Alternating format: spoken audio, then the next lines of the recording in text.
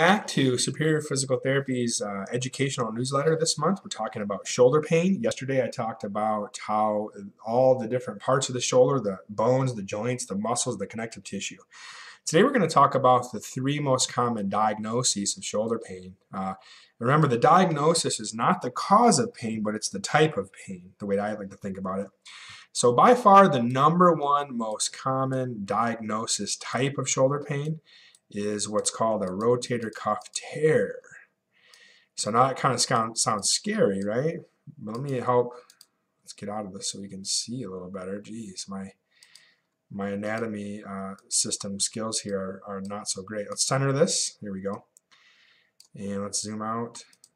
Okay, so now the rotator cuff muscles sit right here. There's four of them. The supraspinatus, infraspinatus, teres minor, and the subscapularis. The most common, by far the most common rotator cuff problem is in this muscle right here, the supraspinatus. Remember how it goes underneath this roof? See, this is the scapula, the top of the scapula. See that? If I take that away, that's the subacromial space. It's only 5 millimeters.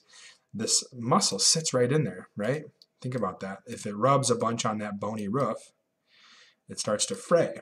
Now, a rotator cuff tear being the most common diagnosis, there are many different, a tear is not just a all and done, it's torn, we need surgery.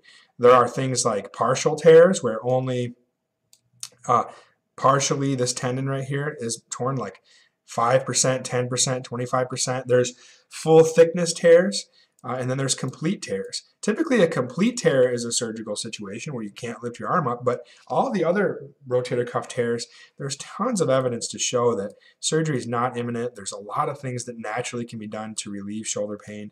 In fact, I believe the study I just looked at was 40% of people over the age of 50 have a rotator cuff tear but no pain. So we know that we can rehab these really successfully. But that's the number one diagnosis. Now, you can have a rotator cuff tear in any one of these muscles. But again, most common, we're talking like 80% of the time, it's this muscle right here. These guys don't have that roof that it rubs on. So that's number one diagnosis. Number two diagnosis is actually going to be called impingement syndrome. Now, what does that mean? Impingement means it's getting squeezed or impinged. And again, impingement syndrome is actually talking about this space right here. So this space in the shoulder, the subacromial space, anything that's in here, which we have nerves, you want to see some nerves in there. We have, remember that bursa, that little bursa right there? Anything in that space, if it's getting squeezed, that's impingement syndrome. That's number two, by far the most common diagnosis and very treatable. That's actually saying that there's some bad movement happening in one of those four joints or other parts of the body causing the space to get closed down. And again, that's impingement syndrome. And then finally, we have what's called a frozen shoulder. Now, keep in mind, impingement syndrome, that can have other words, such as tendonitis, such as bursitis. Anything with an itis could also be called impingement syndrome. So that kind of is like the umbrella that covers all those biceps tendonitis, anything that has an itis in the shoulder is going to be in impingement syndrome. So that's number two. Number three is actually frozen shoulder or adhesive capsulitis.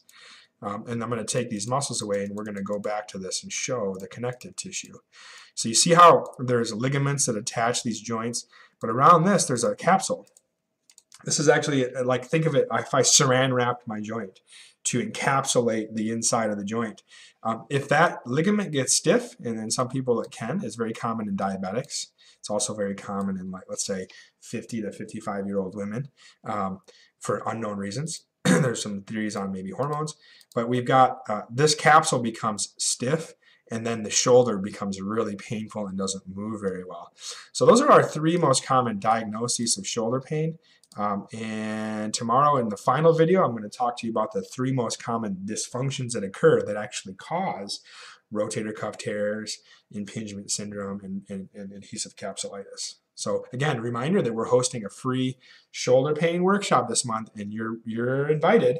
You're the first people to get the invite, actually. And if you want to come to that, or you have a friend or a family member who's got shoulder pain, just simply have them either reply back to this email, call the number in the email to register, reserve a seat, or there's going to be a link in the email where you can register online.